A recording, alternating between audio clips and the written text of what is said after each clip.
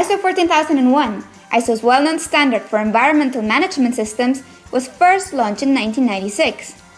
With the publication of the 2015 edition, we asked Acting ISO Secretary General Kevin McKinley why the standard has been revised. Well, the environmental context now is challenging. We see a lot of difficult discussions on climate change.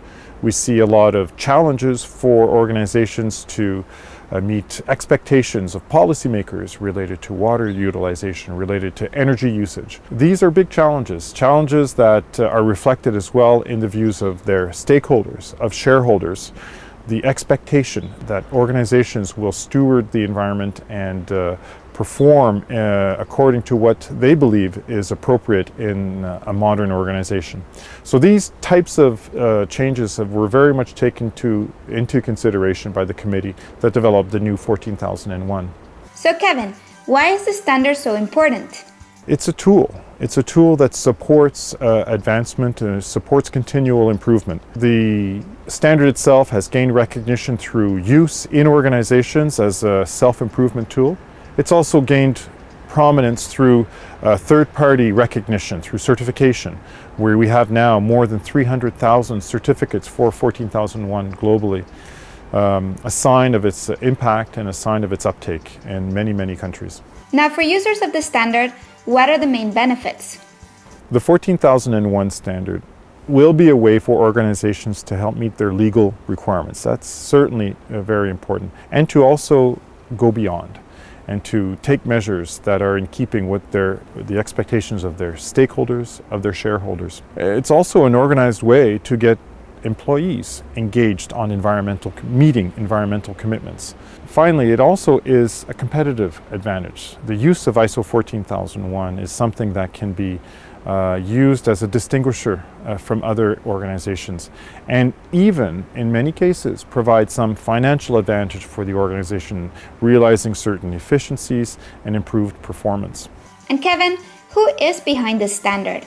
In this case, we had more than 70 participating ISO members actively contributing time of their experts, their nominated experts, to provide insight and draft the new 14001. It involved more than 120 people.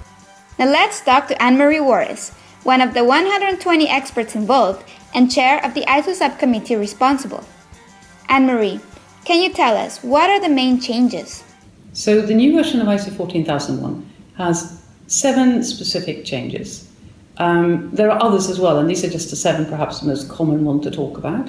The first one is the enhanced focus on integrating environmental issues into the strategic planning process of an organisation. The stronger focus on leadership and the demands of leadership of an organisation to get involved in these issues. Protecting the environment, which is increased to look at resource use and also to look at what demands may be put on the environment by the organisation. The environmental performance, which was one of those things in the previous version of the standard that everybody said it was not strong enough, it's distinctly stronger now. The issue of life cycle perspective, so the need to think about the perspective of a life cycle when you start looking at environmental aspects and impact. The issue of enhancing communication, so thinking about how you're communicating better with your stakeholders. And lastly, but not least, the important thing of moving us from a world where we thought everything was a paper to something that can be stored in the cloud, and hence a small change to the term of documentation.